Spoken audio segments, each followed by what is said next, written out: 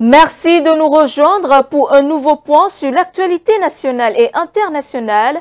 Mesdames et messieurs, bonsoir. Un climat plus humide et des températures en baisse se font ressentir depuis quelques jours dans plusieurs régions du pays. Ce coup de fraîcheur associé aux pluies peut fragiliser l'organisme, surtout chez les personnes les plus sensibles. Quelles précautions prendre pour préserver sa santé? Élément de réponse dans un instant. Après la CEDEAO, c'est la Cour pénale internationale que quittent le Mali, le Burkina Faso et le Niger. Un choix politique assumé par les régimes militaires au pouvoir au nom de la souveraineté. Analyse à suivre dans ce journal.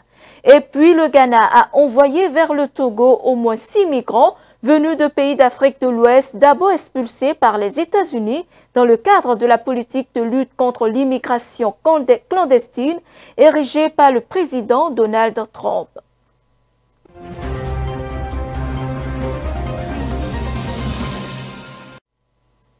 Depuis plusieurs jours, le temps se fait plus frais et humide sur une grande partie du pays, avec des pluies régulières qui surprennent pour la saison. Ce changement brusque peut avoir des répercussions sur la santé, notamment pour les personnes vulnérables. Il est donc essentiel d'adopter les bons réflexes pour se protéger efficacement. Alors, quelles précautions faut-il prendre? Suivons. Déjà, il faut protéger correctement les enfants, surtout les extrémités, couvrir correctement les mains et les pieds, notamment en portant des vêtements longs et chauds, ne pas trop s'exposer à la fraîcheur, c'est-à-dire rester trop dehors. Donc ce serait beaucoup mieux de rester à l'intérieur. Et en dehors de ça, il faut suivre correctement les enfants parce que cette période correspond à une période où la fin de la saison pluvieuse est dans, il y a beaucoup de cas de paludisme, surtout de paludisme grave. Ce qui fait que dès que les enfants commencent par avoir des symptômes, les tout premiers symptômes déjà, il faut les amener aux soins. Il ne faudrait pas traîner pour dire que ça va aller. Il faut, à la moindre alerte, donc, se rapprocher d'un agent de santé pour qu'on puisse savoir ce qui se passe. En dehors de ça, il faudrait que les enfants aient une alimentation très équilibrée, surtout riche en protéines, pour que l'organisme puisse donc s'adapter à cette température extérieure qui est un peu froide. L'hygiène, c'est la première des choses, parce que quand on n'est pas bien entretenu, c'est la porte ouverte à toutes les infections possibles. Donc déjà, il faut se laver correctement à l'eau propre, 2 ou 3 fois par jour. Certes, on dit que c'est une période de fraîcheur, il ne faudrait pas s'exposer. Oui, mais il faut prendre soin de son corps, laver correctement les enfants. En plus de ça, faire attention surtout à la nourriture, donc protéger correctement les plats. Et c'est bien conseillé que ce soit surtout des plats chauds que les enfants puissent consommer. Nous sommes en période de vacances aussi où les enfants sont souvent livrés à eux-mêmes, s'amusent beaucoup, mais il faut souvent les surveiller pour que les amusements soient bien cadrés, pour que les enfants ne traînent pas trop dans les endroits et les environnements qui ne sont pas propres. Parce que tout ça là, c'est des conditions qui peuvent entraîner les enfants à développer des infections. Les personnes âgées aussi sont très touchées au cours de cette période de fraîcheur, que les personnes âgées se protègent avec des vêtements longs, c'est très important, et des vêtements chauds. Également des vêtements lourds, ce qui laisse moins pénétrer la fraîcheur jusqu'à atteindre le corps. Et en dehors de ça, comme je l'ai dit tantôt pour les enfants, à la moindre alerte, il faut consulter. Parce que l'organisme des personnes âgées, les infections ou les maladies plutôt évoluent très vite. L'hygiène aussi est très importante, que les personnes âgées puissent surtout se protéger et également faire attention à leur environnement, assainir le cadre de vie parce que c'est très important. Et en dehors de ça, que les vêtements soient très propres et également que les plats ou les ustensiles de cuisine ne soient pas exposés, que ce soit aux mouches, aux animaux domestiques, etc. Parce que parfois dans nos conditions, nous voyons dans certains ménages, surtout un peu dans les coins reculés où les animaux domestiques cohabitent étroitement avec les gens, que c'est ustensiles de cuisine sont exposés. Donc il faut protéger tout ça et prendre soin surtout de ces repas. Et c'est important que les plats soient chauds également. En ces temps-ci, le type d'aliment qui est conseillé, c'est surtout les plats qui sont très riches en protéines, que ce soit la viande, que ce soit les légumes. C'est très bien conseillé pour que l'organisme puisse produire donc sa source de chaleur pour pouvoir contrecarrer l'effet de la fraîcheur. Dans un tout autre registre, à présent, une tension grandissante s'observe entre ressortissants béninois et gabonais alimentés par des publications controversées sur les réseaux sociaux. Le sujet a récemment fait l'objet de vifs échanges dans l'émission Free Speech. Nous vous proposons un extrait de ce débat. Je crois que comme plusieurs Béninois, j'ai vu la situation de nos compatriotes au Gabon. J'ai vu comment nos compatriotes sont violentés, comment les articles de nos compatriotes sont détruits. Et je voudrais exhorter tous nos compatriotes vivant au Gabon à la patience, à la sérénité. Et je crois que le gouvernement béninois suit de près tout ce qui se passe. Et je ne voudrais pas qu'on dise que les Béninois ont répondu à la violence par la violence. Ils sont sur le territoire étranger et je les exhorte à la patience. Mais je voudrais par là aussi demander aux autorités gabonaises, pour qui j'ai du respect, de faire en sorte que ces violences-là s'arrêtent, parce que ceux qui sont à la base de ces actes-là s'affichent sur les réseaux sociaux. Dans mon pays, le Bénin, vous ne pouvez pas faire d'avoir de pareils comportements et ne pas être poursuivi par la justice. Donc je dis, s'il y a un problème, si des TikTokers, je pèse bien mes mots, si des TikTokers, des influenceurs ont eu de mauvais comportements, les citoyens béninois vivant au Gabon n'en sont pour rien. Parce que des TikTokers auraient tenu des propos en l'encontre du président gabonais, on s'attaque aux pauvres béninois qui sont là-bas, qui font leurs activités. Et vous savez, quand nous voulons que l'Europe nous respecte, il y a des comportements que nous ne devons pas avoir, parce que vous ne verrez pas ça en Europe.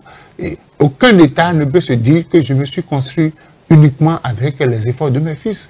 Au Bénin, et comme je me plais à le dire, on ne peut pas dénier le droit aux Ibo de faire du commerce de la friperie. Pourtant, des Béninois font la friperie avec les Ibo. Mais nous n'avons jamais demandé aux Ibo de nous céder le marché. Vous ne pouvez pas demander, écoutez, les choses mieux que c'était les Ghanéens. Aujourd'hui, ce sont les Nigériens qui ont pris la relève. La viande grillée, c'est la propriété des Nigériens. Donc, il y a beaucoup de choses que chaque nationalité fait dans un pays pour que le pays se développe. Donc, je voudrais que le gouvernement de mon pays adresse officiellement un message à nos compatriotes au Gabon, mais qu'ils mènent les démarches avec que ces exactions-là cessent sur nos compatriotes. Parce que tout le monde sait quand ça commence, mais personne ne sait quand ça finira. J'étais quelque part la dernière fois, un compatriote, un Béninois, était tellement remonté contre ces vidéos. Il dit, mais, et si nous-mêmes on commençait par frapper les Gabonais qui sont ici, les étudiants Gabonais qui sont ici, si on commençait pas, j'ai dit, bah non, on ne va pas le faire, parce que lorsque le fou te prend ton poing en griffe, te prend ton poing, que tu le poursuis, on va vous traiter tous de dos. Non, tu as même plus faux que lui. Hein. Voilà, on ne va pas verser dans ça, et je reste dans la veine de ce que mon confrère Alphonse Moïse Soulé a dit, que les autorités s'entendent, que les Béninois, les autorités béninoises d'abord montent au créneau pour apaiser nos compatriotes qui sont là-bas. Et c'est vrai que c'est encore eux qui sont au charbon là-bas, qui vivent les actes délictueux de ceux-là qui aujourd'hui se jouent être les Gabonais, les donneurs de leçons et tout. Et que des États, dans une certaine diplomatie, une relation internationale, que ces autorités s'accordent sur ce qu'il y a de mieux pour ces deux nations, afin qu'on n'en arrive pas à être obligé d'expatrier des Africains sur le continent africain. Ne sommes pas au nord de l'Afrique où on voit un peu ce qui se passe, c'est encore entre des peuples noirs d'Afrique. Ce n'est pas bon ce qui se fait en Libye et dans les autres pays maghrébins, ce n'est pas quelque chose à encourager, mais si nous-mêmes, et vous savez qu'un cliché comme ça, on en avait vu il n'y a pas longtemps en Afrique du Sud, où on a les étrangers, voilà, donc, les Nigériens surtout. Voilà, donc je crois qu'il faudra arrêter parce que le peuple a besoin de tous ses fils pour se développer. Un continent qui regorge des 2/3 des richesses de la planète Terre, mais qui ploie sous le poids de la misère et de la précarité. Et pourquoi on doit encore se tirer entre les pattes en disant que l'autre n'est pas béninois, l'autre n'est pas gabonais? Je crois qu'il faut qu'on arrête avec ça. Je vous l'annonçais en titre, après le retrait de la CEDEAO, le Mali, le Burkina Faso et le Niger tournent le dos à une autre institution internationale de poids, la Cour pénale internationale. Une décision symbolique qui s'inscrit dans une stratégie assumée de rupture avec les instances occidentales portées par les régimes militaires au pouvoir. Décryptage avec Hamzat Abdoulaye, consultant géopolitique. Nous sommes face à une suite logique de la dynamique de ces trois États amorcée maintenant depuis plusieurs mois. On avait observé il y a quelques mois déjà le retrait conjoint de ces trois États de la CEDEAO, ensuite de la francophonie et aujourd'hui de la CPI. Donc c'est une suite logique à partir du moment où ces trois États dénonçaient les mécanismes de cette organisation, de cette Cour pénale internationale qui serait à double vitesse, qui serait une Cour pénale internationale à double vitesse dans la mesure où elle applique des mesures fortes contre les États subsahariens et à contrario, on observe une dynamique différente vis-à-vis des États occidentaux. La preuve aujourd'hui, c'est que Benjamin Netanyahou, Premier ministre israélien, est sous mandat d'arrêt international émis par la CPI, mais cela ne l'empêche pas de voyager, cela n'empêche pas de survoler la France. Mali, le Burkina Faso et le Niger se privent juste d'un mécanisme international capable de régler certains différends liés aux crimes de guerre perpétrés sur le territoire, liés aux crimes génocidaires également. Ils se privent juste d'un mécanisme, mais en termes de répercussions judiciaires directes, je ne pense pas qu'il y ait un impact terrible sur ces trois États. Et ensuite, sur le plan politique, je pense que ces trois États sont en train de s'isoler diplomatiquement, politiquement aussi, vis-à-vis du giron international. Et ça, c'est tout de même une dynamique dans laquelle ils se sont inscrits déjà maintenant depuis plusieurs mois, sinon depuis quelques années, et ils sont déjà prêts et parés à tous les imprévus auxquels ils devraient faire face suite à ce retrait. Alors, l'autre chose, c'est que un retrait doit être certainement suivi d'une stratégie pour boucher les trous, parce qu'il faut rappeler que ces trois États sont soumis aux affres de l'insécurité, sont soumis aux affres du terrorisme, sont soumis aux affres de ce que moi j'appelle entre griffes des crimes de guerre sur le terrain. Je pense que la dynamique des États de l'Afrique de l'Ouest n'a pas changé et ce retrait de la CPI n'est pas une surprise. On se pose juste la question, quelle sera la prochaine étape? Moi, ma crainte, c'est surtout au niveau des mécanismes de substitution qui sont mis en place, parce qu'il faut rappeler que le pouvoir judiciaire, l'appareil de la justice est censé être un pouvoir indépendant, au même titre que le pouvoir exécutif ou législatif. Mais ces pays souffrent souvent de l'implication de la politique ou de l'exécutif dans les décisions de justice. Et à plus forte raison, on observe que ces trois États qui sont autoritaires, qui ont à la tête des militaires et qui d'une façon ou d'une autre pourraient instrumentaliser l'appareil judiciaire. Donc dans cette mesure, est-ce que les mécanismes de substitution qui seront mis en place vont répondre aux attentes réelles des populations, vont répondre réellement à ces attentes? C'est là où est toute la question. La deuxième chose à ce niveau, je pense que dans cette configuration de rupture avec l'Occident, ces trois États ont pris un virage clair par rapport aux organisations internationales. Ils dénoncent comment ça se passe et à raison aussi, parce que il faut dire que la CPI, par exemple, si on ne prend que la CPI, a en son sein, ou du moins ça n'a pas en son sein comme signataire au statut de Rome les États-Unis, la Chine ou la Russie. Et tout ça encourage ces États africains dans leur discours consistant à dire surtout que c'est des organisations impérialistes et de domination sur ces États subsahariens. Au moins 6 Ouest-Africains sur les 14 migrants arrivés au Ghana ont été envoyés vers le Togo selon l'avocat ghanéen qui les représente. Celui-ci a déposé une plainte la semaine dernière pour détention illégale et une demande d'injonction pour empêcher leur expulsion. L'avocat a déclaré que la plupart de ses clients ont déjà quitté le territoire ghanéen lors d'une audience devant un juge de la Haute Cour du Ghana ce mardi. Le reportage. Le Ghana a expulsé vers le Togo au moins 6 Ouest-Africains. Ces personnes avaient d'abord été expulsées des États-Unis en raison de la politique migratoire de Donald Trump.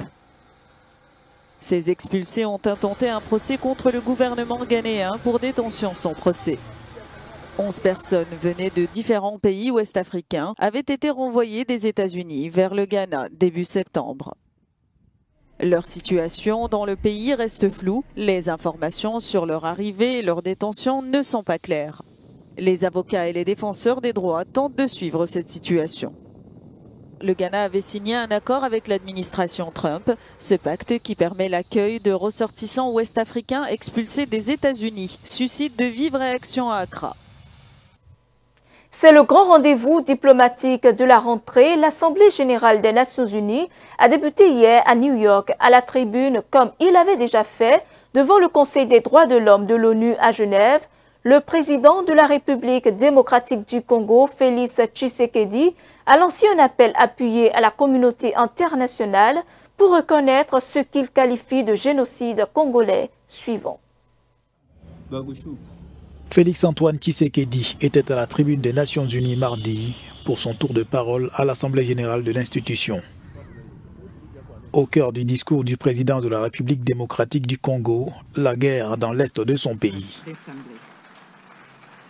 Le retrait des troupes rwandaises, la fin de leur appui au M23 et le retour de l'autorité de l'État congolais sur toutes les zones occupées constituent des conditions non négociables pour une paix durable.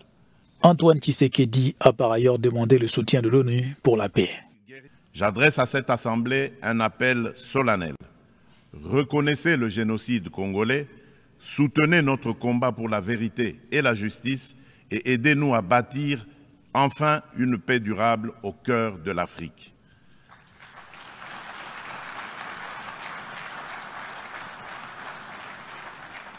Nous demandons que les Nations Unies instaurent un régime de sanctions ciblées contre les auteurs des crimes économiques, mais aussi des crimes de guerre, crimes contre l'humanité et crimes de génocide commis à l'est de mon pays, et qu'elles soutiennent toutes les actions visant à tarir les circuits illicites d'approvisionnement en minerais qui financent depuis des décennies la guerre et la tragédie humaine. Les accords de paix de Washington à Doha au Qatar entre les parties belligérantes en RDC tardent à se concrétiser et cette assemblée générale est le lieu pour les présidents congolais de plaider pour la paix dans son pays dont une partie est en proie à la guerre contre les rebelles du M23 soutenus par le Rwanda.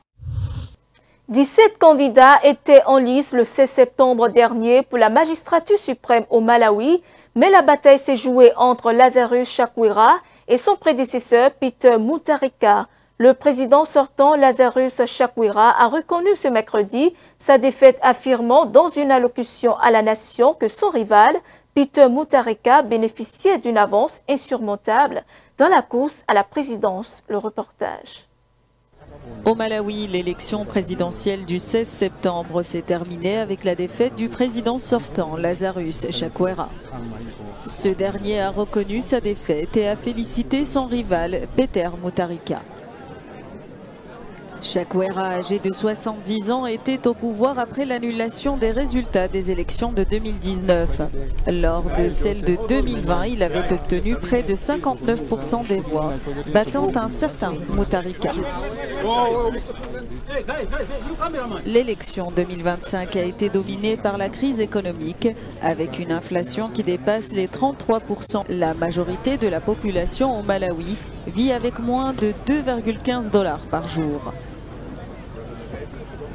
Le pays souffre de pénurie, de manque de devises et de hausse des prix. Le coût notamment du maïs et des engrais a fortement augmenté.